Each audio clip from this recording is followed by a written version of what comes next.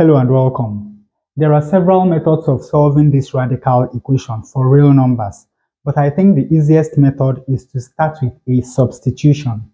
Now let a be equal to the square root of 2x squared minus 7x plus 1. Of course, you know that if we square both sides of this equation, then we have that a squared is equal to 2x squared minus 7x plus 1. Now, let b be equal to the square root of 2x squared minus 9x plus 4. Once more, if you square both sides of this equation, then we have that b squared is equal to 2x squared minus 9x plus 4. Now notice that if we subtract this second equation from the first equation, then we have that a squared minus b squared is equal to 2x squared minus 2x squared is equal to 0. Now minus 7x minus 9x is minus 7x plus 9x. And of course, you know that this is going to give us 2x. Then 1 minus 4 is equal to minus 3. So we have that a squared minus b squared is equal to 2x minus 3. But now remember that from the original equation, we have that a minus b is equal to 1. Now, basically, we have formed a system of two simultaneous equations. Now, to solve these two simultaneous equations, notice that here we have the difference of two squares. So we can factorize this. We have that a minus b times a plus b is equal to 2x minus 3. But now from the second equation, we already have that a minus b is equal to 1. So we come back here and substitute 1 for a minus b.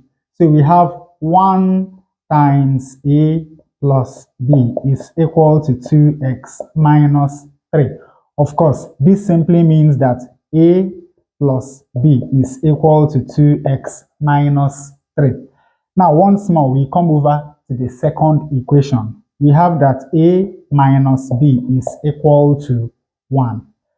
Notice that if we add these two equations, we will be able to eliminate b. So when we add the two equations, on the left-hand side, we have a plus a, which is 2a. Of course, b minus b is equal to 0. And this is equal to 2x minus 3 plus 1, which is 2x minus 2. Minus 3 plus 1 is equal to minus 2. Now, when we divide through this equation by 2, we have that a is equal to x minus 1. But remember that this is equal to a. So we have that the square root of 2x squared minus 7x plus 1 is equal to x minus 1. Now, to get rid of this square root, we square both sides of this equation. This is going to take care of that. And on the left-hand side, we have 2x squared minus 7x plus 1. Expanding this, we have x squared. 2 times x times minus 1, that is minus 2x, and minus 1 squared, which of course is equal to plus 1. Now notice that we have plus 1 on both sides of this equation, so we can subtract 1 from both sides of the equation. When we do that, this goes. Moving these two terms over to the left-hand side, we have 2x x squared minus x squared minus 7x plus 2x is equal to 0. 2x squared minus x squared is x squared. Minus 7x plus 2x is minus 5x, and this is equal to 0. Now, when you look at these two terms, you're going to see a common factor, which is x. So, from here, we have x times x squared divided by x is x, and minus 5x divided by x is minus 5. And of course, this is equal to 0.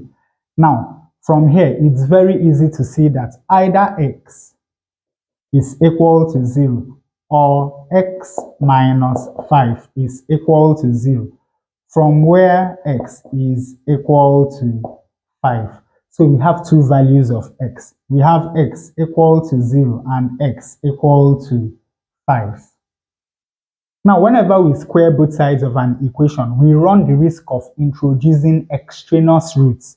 So let us check these two values of x to make sure that both of them satisfy the original equation. Now, when x is equal to 0, here we have the square root of 0 minus 0 plus 1 minus, here we have 0 minus 0 plus 4. Now, the square root of 1 is 1, and the square root of 4 is 2. 1 minus 2 is equal to minus 1. But then, what we have on the right-hand side is 1. So that means that 0 is an extraneous root. Now, when x is equal to 5, here we have the square root of 5 squared is 25. 2 times 25 is 50, minus 7 times 5 is 35, plus 1, minus the square root of 50 minus 9 times 5 is 45, plus 4. Now, 50 minus 35 is 15, plus 1, that is 16. So this is the square root of 16, minus 50 minus 45 is 5, plus 4, that is 9. So this is the square root of 9.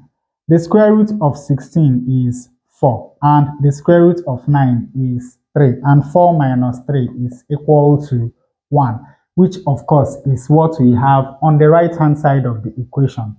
So all in all, the only value of x that satisfies this radical equation is x equal to 5. And with that, we come to the end of this tutorial. I hope you learned something new. If you enjoy such content, please subscribe to the channel. Leave us a like to support the channel. Thanks for watching, and you can see more tutorials here.